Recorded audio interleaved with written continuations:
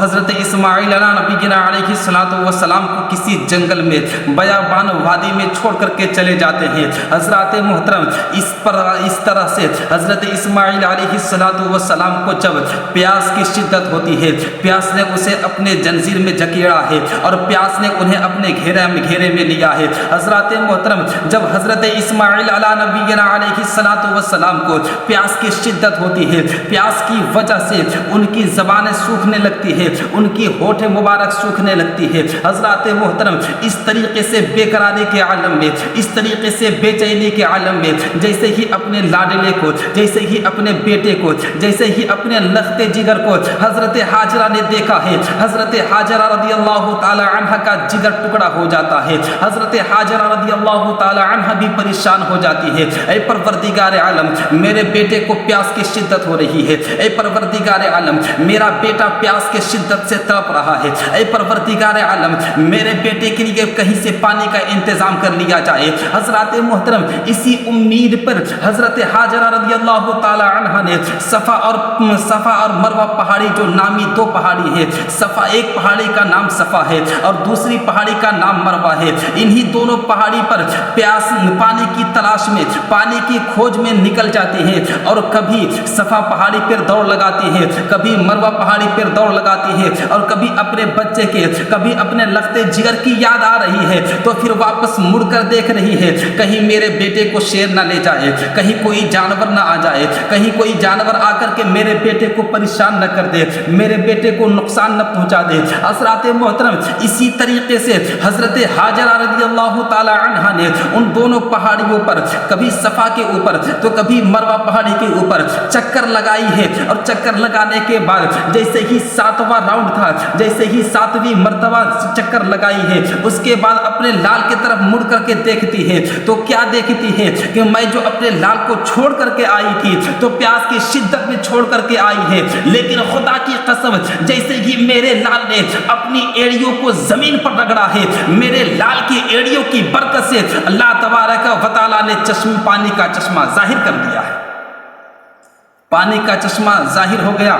حضرت حاجرہ رضی اللہ تعالی عنہ آتی ہیں اور آنے کے بعد اس پانی کو زم زم کہہ کر کے، یعنی ٹھہر ٹھہر، رک رک کہہ کر کے اس پانی کو گھیر لیتی ہے اور اس پانی کے بہاؤ کو روک دیتی ہے۔ حضرات محترم تاریخ گواہ ہے، خدا کی قسم تاریخ میں موجود ہے، آپ تاریخ اٹھا کر کے دیکھیں، اگر اس پانی کو حضرت حاجرہ رضی اللہ تعالی عنہ اگر اس دن زم زم کہہ کر کے نہ روکتی تو خدا کی قسم آج پوری دنیا کے لیے وہ پانی کافی ہو جاتا، پوری دنیا کے لیے پانی کافی ہو جاتا۔ حضرات محترم یہ جو زمزم شریف کا پانی آج تمام حجاج کرام اپنے گھروں میں تبرک اور شیرنی کے طور پر لاتے ہیں، بطور تبرک لایا کرتے ہیں۔ حضرات محترم وہ پانی حضرت اسماعیل علیہ السلام کی ایڑیوں کی رگڑنے کی وجہ سے، یعنی المختصر یہ کہ حضرت اسماعیل علیہ السلام کی ایڑیوں کی برکت سے جاری ہوا وہ چشمہ، وہ پانی ہے جو آج پوری دنیا کے لیے کافی ہے، اور آج اس پانی کو بطور تبرک پوری دنیا لے کر کے جاتی ہے اور کبھی اپنے مریضوں کو پلاتی ہے۔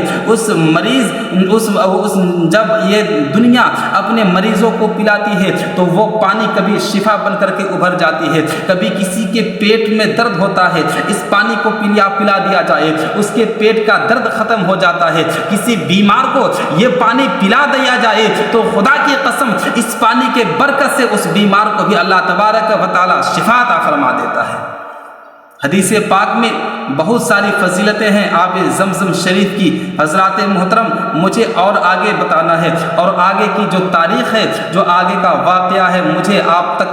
پہنچانا ہے۔ جیسے ہی حضرت اسماعیل علیہ السلام کی عمر شریف 12 یا 13 سال کی ہوتی ہے، حضرت ابراہیم خلیل اللہ کو خواب دکھایا جاتا ہے، اے میرے خلیل، اے اللہ کے خلیل، اے ابراہیم علیہ السلام، آپ اللہ کی رضا کے لیے آپ اللہ سے محبت کرتے ہیں، اسی محبت میں اللہ تبارک و تعالی آپ سے آپ کی عزیز چیز کی قربانی مانگتا ہے، جس سے آپ بے پناہ محبت کرتے ہیں، جس سے آپ بے پناہ پیار کرتے ہیں، اس چیز کی محبت، جس چیز سے آپ محبت کرتے ہیں، جس چیز سے بے پناہ محبت کرتے ہیں، اس چیز کی قربانی اللہ مانگ رہا ہے۔ حضرات محترم خواب سے اٹھتے ہیں، جیسے ہی خواب صبح کا سویرا ہوتا ہے نماز فجر پڑھتے ہیں، اس کے بعد اپنی بیوی حضرت ہاجرہ رضی اللہ تعالی عنہ کے پاس جاتے ہیں اور وہ سارا خواب بیان فرما دیتے ہیں۔ اے میری شریک حیات، اے میری شریک حیات، اے میری بیوی، میں نے خواب میں ایسا ایسا خواب دیکھا ہے۔ حضرات محترم شریک حیات ان کی اللہ والی تھی، اللہ سے محبت کرنے والی تھی، قرآن و سنت کے مطابق چلنے والی تھی۔ حضرات محترم ان کی بیوی حضرت ہاجرہ رضی اللہ تعالی عنہ کہتی ہیں، اے میرے شوہر نامدار، اگر آپ یہ خواب دیکھے ہیں، اگر آپ واقعی میں ایسا خواب دیکھے ہیں تو جائیے، اللہ تبارک و تعالی آپ سے قربانی طلب کر رہا ہے، تو جائیے آپ اللہ تبارک و تعالی کی بارگاہ میں 100 اونٹوں کی قربانی پیش کر دیجیے۔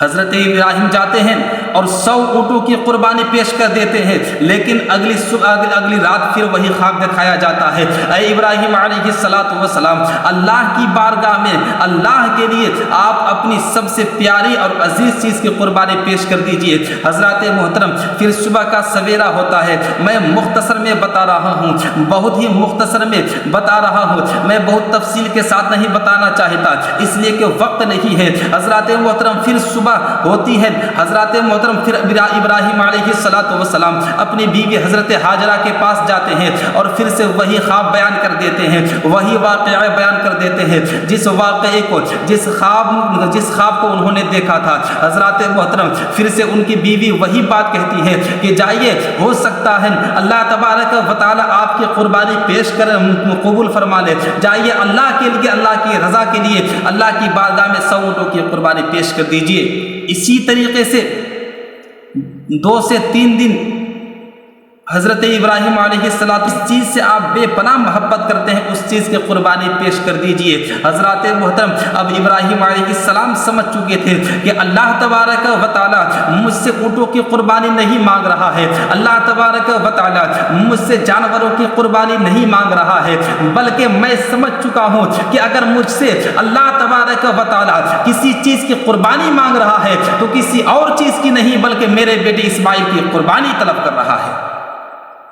یہ ہے حضرت خلیل، یہ ہے حضرت ابراہیم علیہ السلام، جس ابراہیم علیہ السلام کو بے پناہ امتحانات سے گزارا گیا ہے، اور اللہ کے کرم سے حضرت ابراہیم علیہ السلام نے اپنے تمام آزمائشوں میں، اپنے تمام امتحانات میں اللہ تبارک و تعالیٰ کے فضل و کرم سے کامیابی اور کامرانی حاصل فرمائی ہے۔ حضرات محترم جیسے ہی انہوں نے اتنا ارادہ بنایا، حضرت ہاجرہ کے پاس جاتے ہیں اور کہتے ہیں میری بیوی میرے بیٹے کو تیار کر دینا، مجھے اور میرے بیٹے کو میرے دوست کی دعوت پہ جانا ہے۔ حضرات محترم حضرت ہاجرہ رضی اللہ تعالی عنہ تیار کر دیتی ہے، اپنے لال کو سجا دیتی ہے، اپنے لال کو نیا کپڑا پہنا دیتی ہے، اس کے بعد ان کے باپ کے ساتھ روانہ کر دیتی ہے۔ حضرات محترم اس